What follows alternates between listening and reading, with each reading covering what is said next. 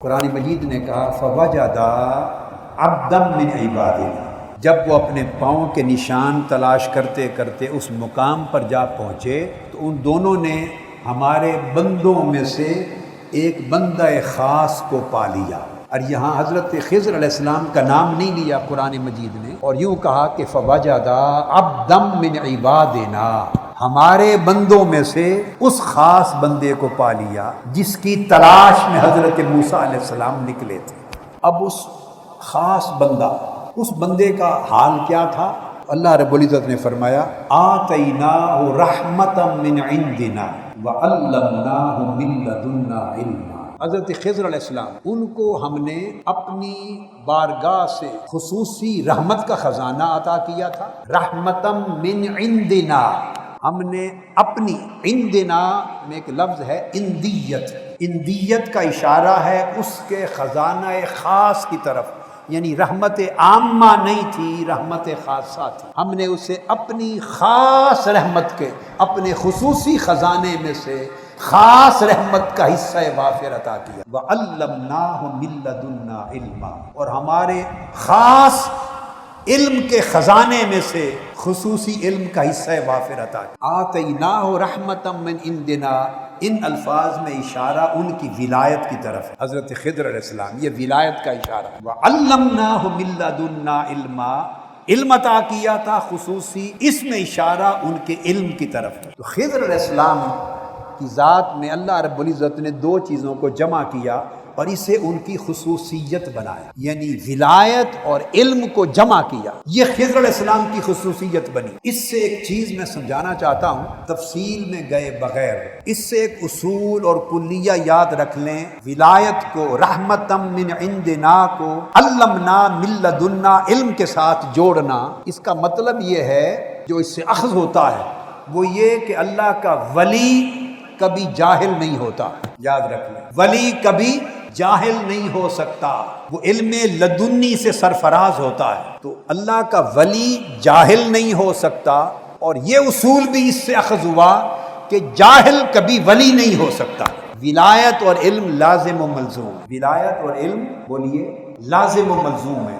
علم صحیح سے ولایت جنم لیتی ہے، اور ولایت علم صحیح پر قائم ہوتی ہے، یہ دونوں ایک دوسرے سے جدا نہیں ہو سکتے۔ ایسا کبھی نہیں ہو سکتا کہ کوئی ولی ہو اور عالم نہ ہو، نہیں ہو سکتا۔ عالم نہیں تو آپ اسے جو چاہیں بناتے پھریں، وہ ولی نہیں ہے، جاہل ولی نہیں ہو سکتا۔ اور یہ کبھی نہیں ہو سکتا کہ ولی ہو اور علم سے محروم ہو، اس پر علم کے دروازے کھول دیے جاتے ہیں۔ یہاں اسی نقطے کو سمجھانے کے لیے ایک قرآن مجید کا ریفرنس اور دینا۔ سیدنا سلیمان علیہ السلام کے دربار کا ذکر ہوا ہے قرآن مجید، جب انہوں نے فرمایا تھا اپنے درباریوں کو کہ ملکہ سبا کا تخت یمن سے، ملکہ سبا کا تخت میرے پاس لے کر، تو جنات کا ایک سردار بھی آپ کے دربار میں حاضر تھا، آپ کے تابع تھے جنات، عفریت من الجن، وہ ایک کھڑا ہوا جنات کا سردار، اس نے کہا انا آتی کبھی قبل ان تقوم من مقام، عرض کیا سلیمان علیہ السلام کو کہ میں اس ملکہ کا تخت جو سینکڑوں میل کی مسافت پر تھا آپ کے دربار میں پیش کر سکتا ہوں، لے آتا ہوں،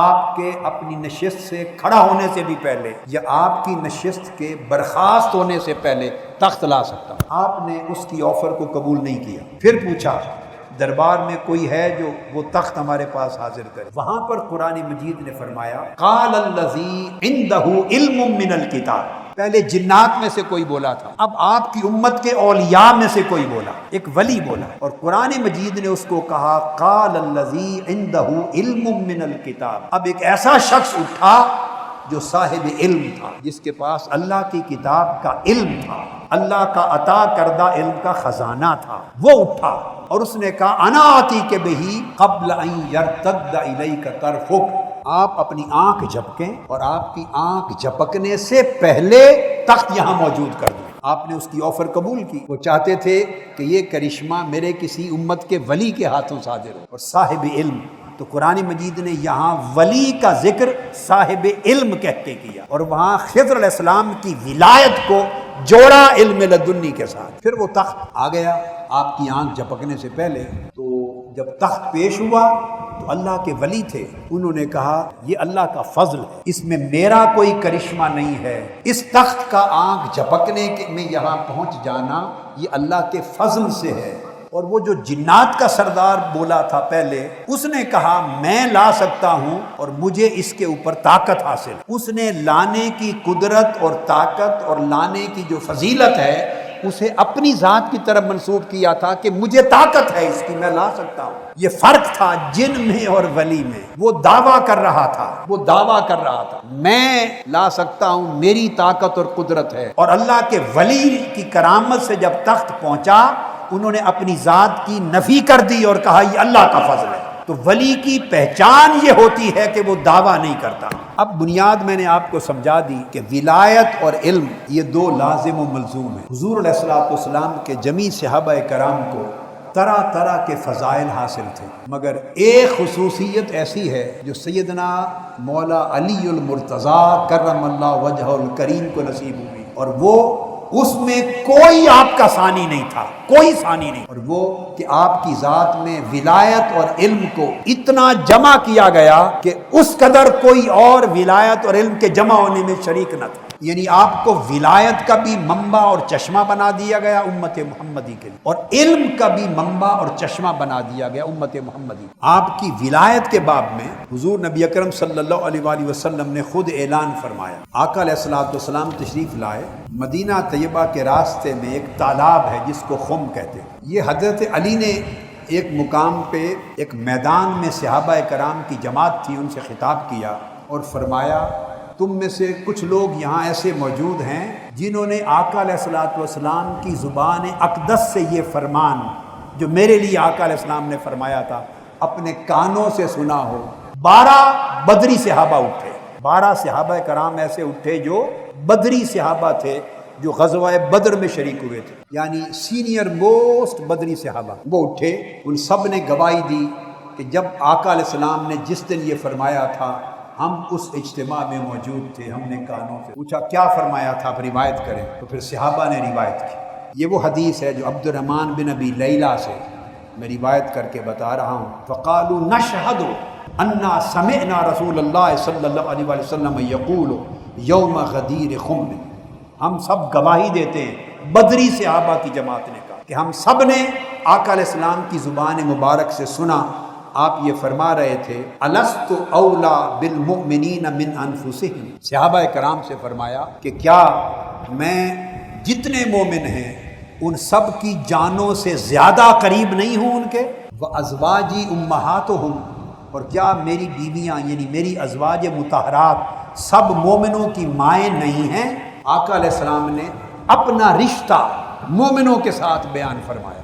فقلنا بلا یا رسول اللہ، ہم سب نے بآواز بلند عرض کیا یا رسول اللہ حق ہے، آپ کی ذات پاک ہمارے اتنی قریب ہے کہ ہماری جانیں بھی اتنی قریب نہیں، آپ ہماری جانوں سے بھی زیادہ قریب ہیں۔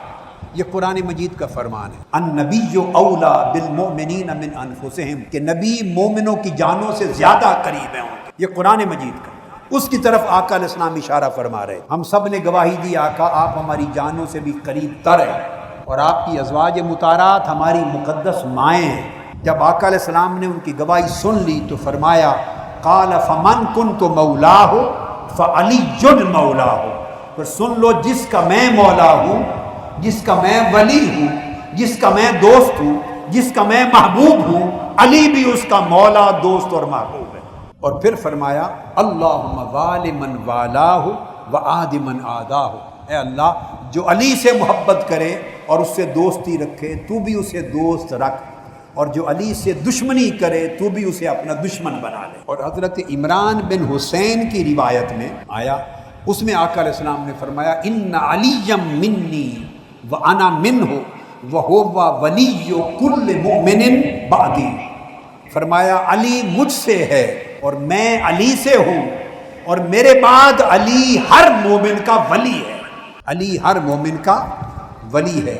اب یہ حدیث جامع ترمذی میں اور نسائی نے اور ابن حبان نے اس کو روایت کیا، اور امام ترمذی نے اس حدیث کو اس سند کے ساتھ حسن کہا۔ ایک اور سند کے ساتھ امام ترمذی نے روایت کیا، ایک اور سند کے ساتھ وہ محمد بن بشار کی سند کے ساتھ، اور فرمایا قال ھذا حدیث حسن صحیح، دوسری سند کے ساتھ فرمایا یہ حدیث حسن بھی ہے اور صحیح بھی ہے، اعلیٰ مرتبے کی صحیح۔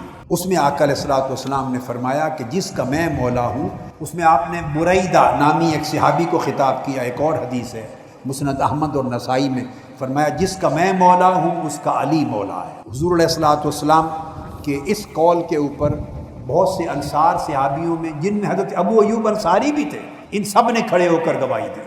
98 صحابہ کرام نے اس حدیث کو روایت کی، اور سینکڑوں کی تعداد میں کتب ہیں حدیث کی جنہوں نے ائمہ حدیث نے الگ الگ طرق کے ساتھ اس حدیث کو اپنی کتب حدیث میں درج۔ ایک امام و گزرے حدیث کے امام ابن عقدہ، امام ابن عقدہ وہ پہلے شخص تھے، یہ غالباً تیسری صدی ہجری میں، تیسری چوتھی صدی ہجری میں ہوا امام ابن عقدہ۔ انہوں نے ایک رسالہ لکھا، اور اس حدیث کی من کنت مولاہ فعلی مولا، جس کا میں ولی ہوں اور مولا ہوں اس کا علی مولا۔ یہ حدیث جتنے طرق سے اور اسانید سے مختلف صحابہ، تابعین، اتباع تابعین کے طریقوں سے حدیث وارد ہوئی ہے مختلف کتب میں، ان سارے طرق کو، طرق کہتے ہیں حدیث کی سندیں، ان کو جمع کیا اور 100 طرق کے حدیث جمع کی اپنے رسالے۔ کتنے؟ 100 طرق حدیث کے جمع کی، یعنی پہلی مرتبہ کوشش ہوئی امام ابن عقدہ نے اپنی ایک تصنیف میں تمام طرق اس حدیث کے جمع کر دی۔ ان کے بعد کئی 100 سال گزرے،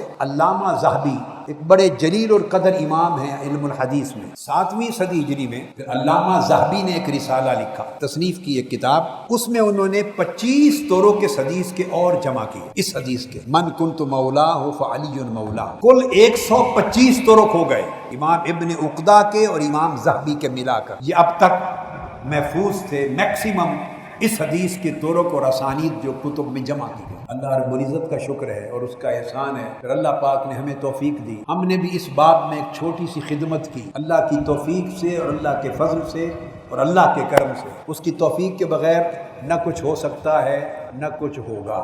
اس نے توفیق دی تو میں نے کتب حدیث کو کھنگالا، ذخائر کھنگالے، خزانے حدیث کے طرق کے اسانید کے مرویات کے کنگالے، تو 125 طرق ہو گئے تھے۔ علامہ ذہبی نے 25 طرق کا اضافہ فرمایا تھا۔ الحمدللہ تعالی 125 طرق کے بعد مزید 28 طرق، اس پر ان کا اضافہ میں نے اپنی کتاب میں اضافتاً کر دیا۔ اب یہ ایک کتاب ہے میری تصانیف میں سے ایک، اس کا نام ہے الکفایہ، الکفایہ فی حدیث الولایہ، یعنی حدیث ولایت علی کے اوپر یہ کتاب ہے پوری۔ اس میں میں نے امام ابن عقدہ کے، علامہ ذہبی کے 125 اور 28 اور محنت کر کے اللہ کی توفیق سے ایڈ کیے، 153 طرق اس حدیث کے جمع کیے۔